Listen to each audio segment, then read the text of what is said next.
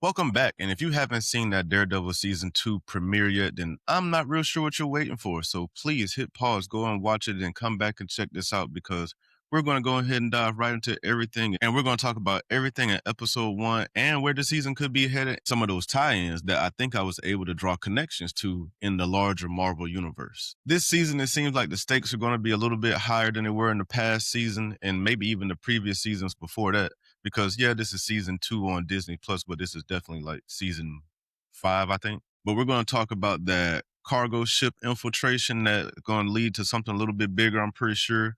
We're going to talk about the whole Wilson Fisk and the political side of everything now.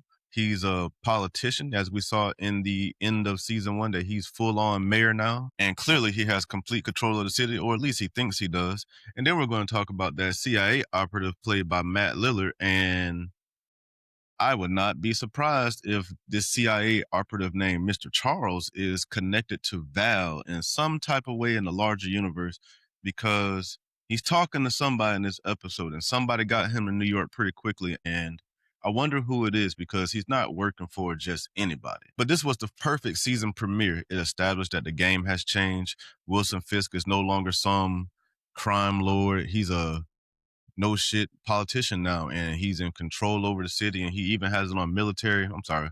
He has it on police lockdown right now. So no more hiding in the shadows for Wilson Fisk because he doesn't really have to because he has his anti-vigilante force just running around going crazy and doing whatever the fuck they want to do. Pacing in this episode was fast and explosive, but that was pretty deliberate, especially since we're going from a show that has crossed the line from a personal little beef to now a systematic citywide war. But before we go any further, please don't forget to like and subscribe. It really helps the channel out. And especially if you like Marvel content, 'cause I'm going to be covering a lot of it probably for the rest of the year. So please smash that button for me and I'll make sure I keep bringing all you guys great content. So let's start with that insane opening sequence. Matt goes classic Daredevil and he infiltrates a ship, but not before kicking a whole bunch of ass along the way. The ship's name in this episode is also the Northern Star, so that kind of points to where everything is going. Everything is going to be centered around this ship in this episode. And before the ship is sunk, he learns that they're carrying weapons on the boat, and I'm sure that's going to play a lot into the rest of the season, and it could play into the larger universe as well. But before the ship capsizes or partially sinks, whatever it did, Matt did manage to put a tracking device on one of the crates, so he'll know where these crates are going to at some point. And that brings me to Wilson Fisk. And as if he didn't have enough problems going on, I'm sure, now he has a ship in the middle of the bay with weapons on it that we all know belong to him, but nobody else does. And I'm sure that's going to cause problems for him, at least because he is supposed to be this law and order mayor that's keeping everybody safe. And he even has the BB report running bullshit ass about how New York is great again. And like I said earlier, to make things more complicated for Fisk, is the introduction of Mr. Charles. And I'm not sure what role he's going to play going forward or who he works for, even though I'm going to hypothesize that it could be Val.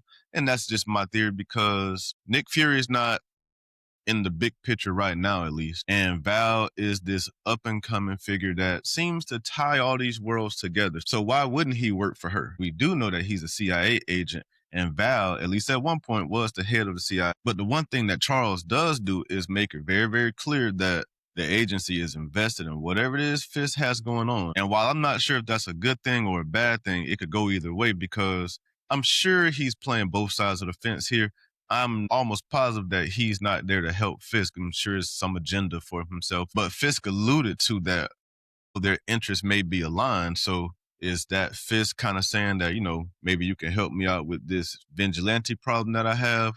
Or maybe Mr. Charles is, you know, planting seeds for something else a little bit dubious because we have seen in the Spider-Man trailer that there's somebody else that could be the mayor handing Spider-Man the key to the city. So is all of this leading up to the downfall of Fisk?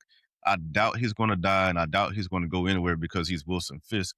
But maybe he goes to jail again for a little while. Maybe he doesn't. Who knows? But all I do know is this is probably going to be very chaotic for him because he's going to have a lot to sift through. So what do you guys think? Are we going to have a three-way collision with Daredevil, the Kingpin, and the federal government? Because maybe that's how we lead into the new Spider-Man movie. We do know in that movie that the government is going to have a heavy hand in things that are going to be going on. We also know that the story is going to be taking place in New York. And we're also speculating that Daredevil is in that Spider-Man trailer, just edited out. So we shall see. But here's the biggest thing that happened in the episode to me. It's not some shocking reveal, but that would have been nice. It's honestly the sheer scale of problems that Matt has. He is fighting a losing battle, and like he said in the episode, every time they get a step ahead, I think Karen says it actually, but every time they get a step ahead, Fisk just finds a way to get back up. And I'm sure this is a hint or some way of them alluding to the fact that Matt is going to get some help in this season. We all know Jessica Jones is going to show up at some point. And who knows who else may show up from the Defenders. Maybe Luke Cage, but I doubt it. And if he does, it'll probably be at the end of the season. But Matt is going to have a little bit more help. We see the swordsman that's in jail. Maybe he'll be around to help Matt. We know that the White Tiger is going to come back from his daughter or niece or whoever she is. I can't remember. Please let me know in the comments. So yeah, Matt will have some help eventually, but right now he has none and it shows. So what do you think, guys? Where is this episode going? Where is this season going to go?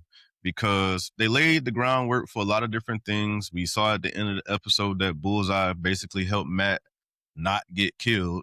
So is he an ally or is he going to be a foe or maybe a little bit of both? Who knows? I think Bullseye is going to be taking the place of Frank in this season because he seems to be, at least from the trailer footage, playing the anti-hero. So from the way last season ended to the way this season is beginning, I'm still in love with Daredevil and I'm going to be following this show the entire season.